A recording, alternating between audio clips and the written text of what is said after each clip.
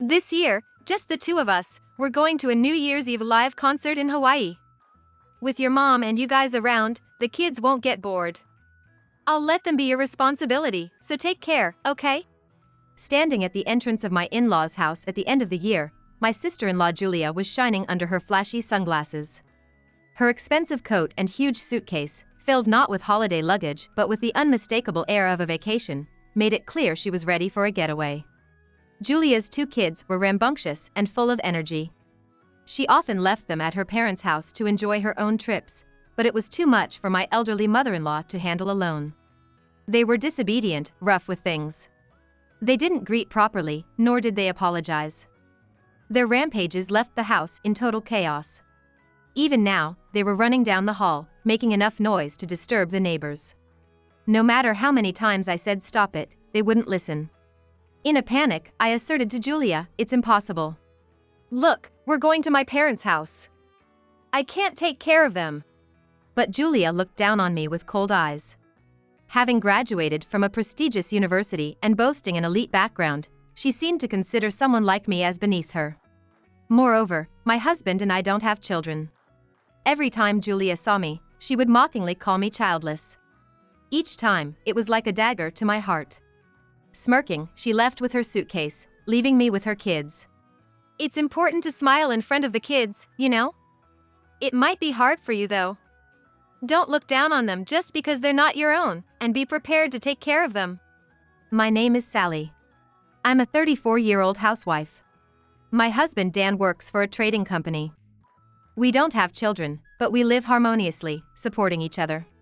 We live in the same town as his parents, close enough to walk. His mother is always happy that her children live nearby, and if possible, we plan to stay in this town forever. During the week, I often visit my mother-in-law.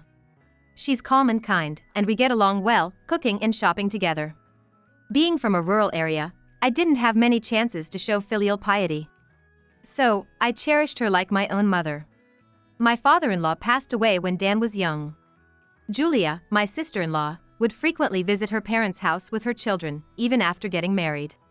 However, Julia is a highly educated individual, having graduated from a prestigious university. Furthermore, she is a woman who left a high-ranking position in an elite company after getting married. She married her current husband through a workplace, and it was particularly hurtful how she constantly compared us as a couple to herself, often making snide remarks. "I love that you guys are so happy, but not having kids is a little too much for me." Well, my brother's salary from that obscure university is nothing to sneeze at. You have to be realistic. Her arrogant attitude often troubled us. The two children born to Julia and her husband. I did meet them when they were left at my in-laws' house, but it would be an understatement to say their upbringing was well-disciplined. Julia often left her kids with her mother, claiming she had lessons in painting or flower arrangement to attend. My mother-in-law, out of love for her daughter and grandchildren, put up with it, but she was clearly struggling with the rambunctious kids. After all, she is 70 years old. Taking care of such energetic children is a tough ask, and often I was called in to help. But these kids, who wouldn't listen, needed constant supervision, and I couldn't always be there to bail her out. My husband and I tried talking to Julia and her husband about it, but our concerns fell on deaf ears. I've asked Mom to help.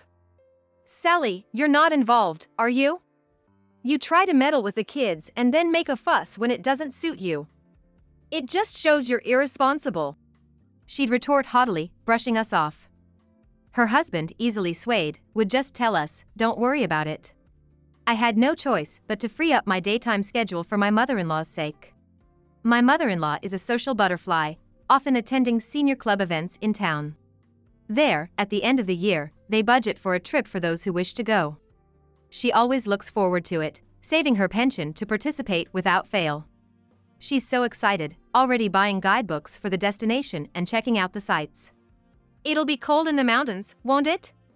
So I'm planning to go buy a scarf with my friend.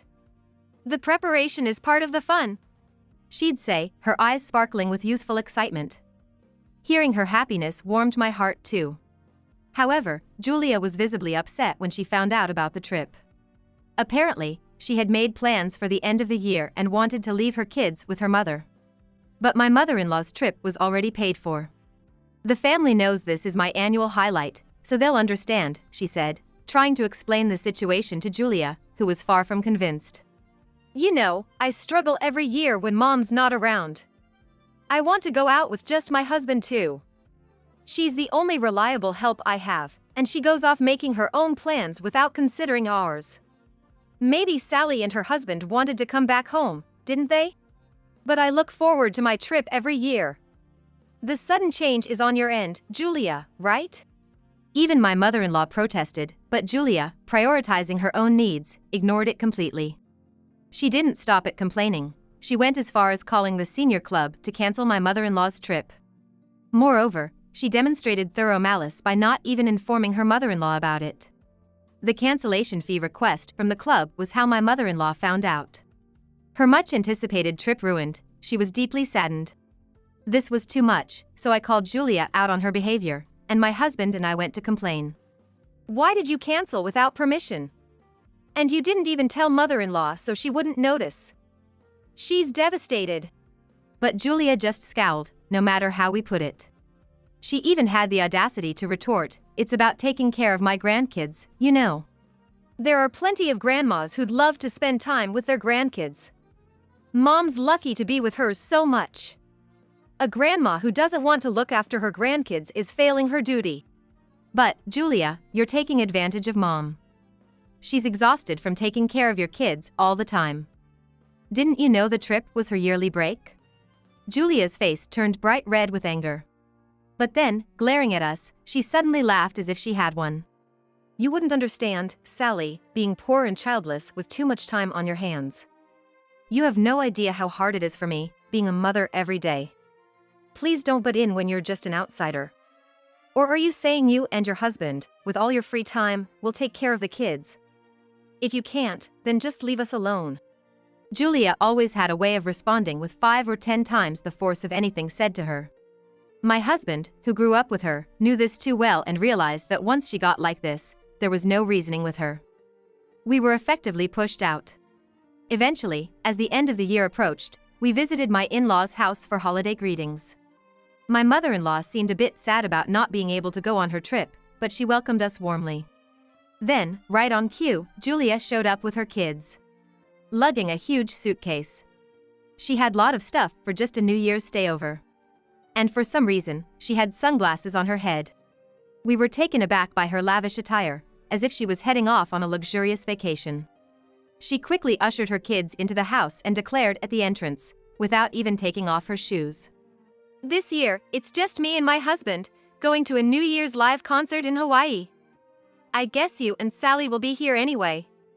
The kids won't get bored then. I'll let them be your responsibility, so take care, okay? We'll be back by the 7th. Despite her selfish tirade, I gathered my wits and firmly told her, it's impossible. We're taking my mother-in-law to my parents' house, so we can't look after them.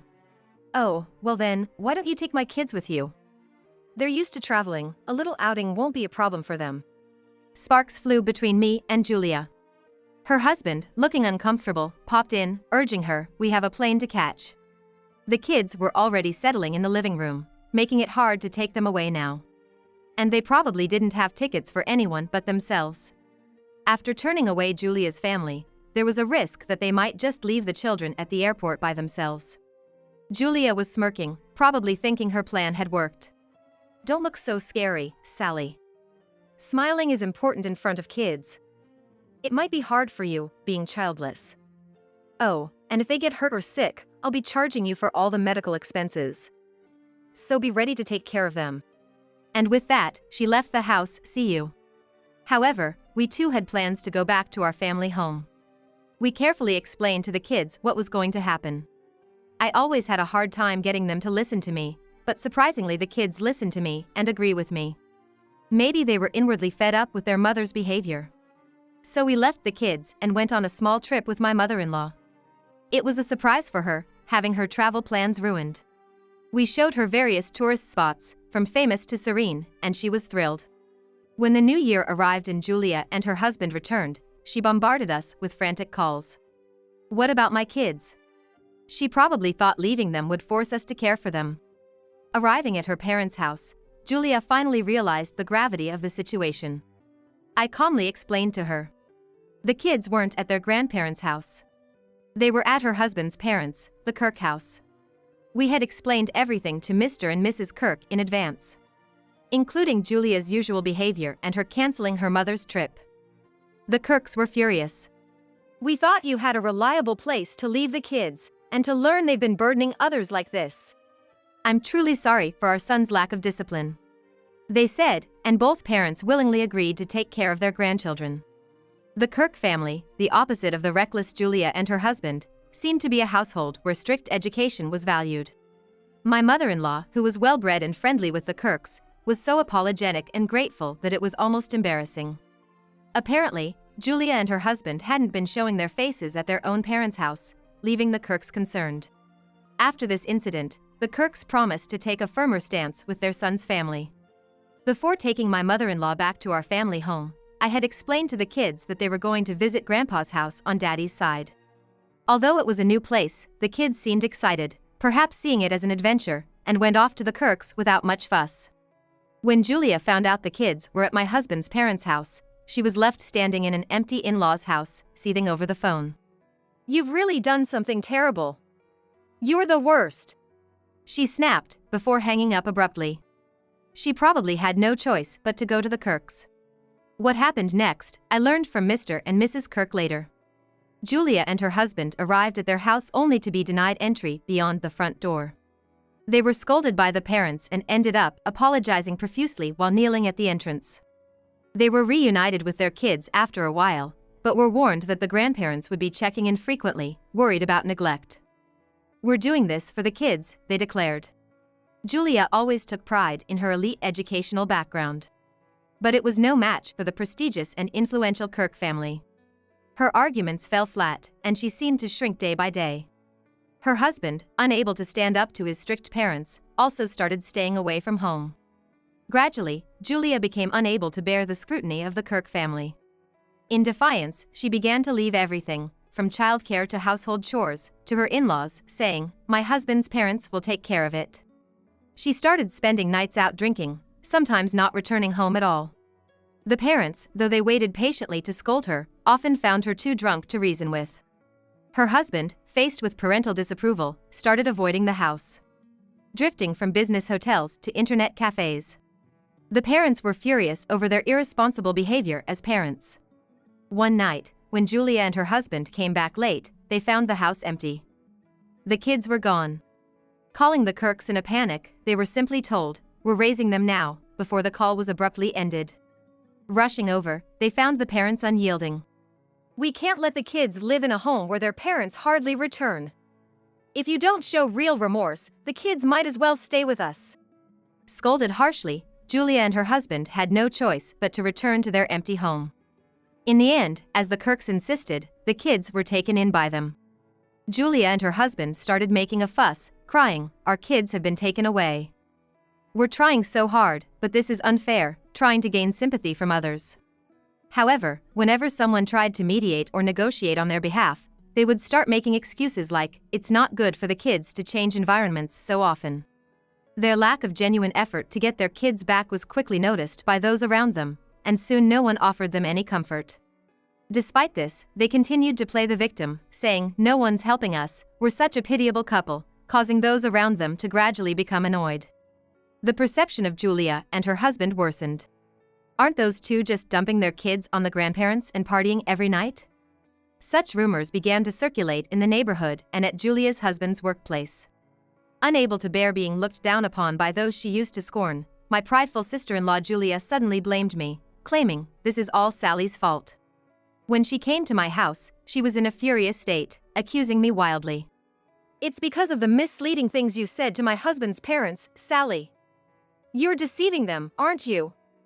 There's no way a low-educated, childless woman like you would be trusted unless you lied. Her harsh words cut deep. But I held back and retorted. The real problem is that you, Julia, relied too much on your mother and didn't discipline yourself. Have you ever seriously considered the children who were left alone, more than us or even your husband's parents? I'm a mother. I've been busy and working hard every day. Ignoring that is unfair, cowardly, Even a mother has her own life, it should be okay to rely on others a bit. Our argument escalated loudly. Just then, my mother-in-law, who happened to be visiting, appeared and glared at Julia. Surprised to find she had been listening, Julia flinched. "Julia, you don't need to worry about the children anymore. You don't need to be involved as their mother. Please, don't ever cross our threshold again. You have your own life, right? I have mine too, and I don't want you to interfere anymore," said my mother-in-law, who had always kindly accepted her unreasonable requests. Now firmly declared her separation from Julia, who was left speechless and driven out. Julia often claimed she had been a responsible mother, looking after the children properly, but the reality was different. Not only were the children undisciplined, they didn't even know how to hold chopsticks properly. When taken shopping, they would run around screaming, crying if they didn't get their way. It was clear they knew nothing that children their age should have been taught by their parents. Patiently taught them how to hold chopsticks and the virtue of patience. When the children did something good, they were lavishly praised, carefully educating them about what is socially good and bad. The children were naturally obedient and quick learners. Raised in an environment where good behavior was earnestly praised, the once unruly kids changed dramatically. Months later, the children learned to greet properly, much to the delight not only of my husband and me but also of my mother-in-law. She had turned a blind eye to Julia and her husband's issues because she loved her grandchildren. Seeing the transformed grandchildren, she tearfully welcomed them. Recently, my mother-in-law has been visiting the Kirks regularly to see the kids. She always brings sweets and gifts, and the children always thank her politely, filling her with joy and pride.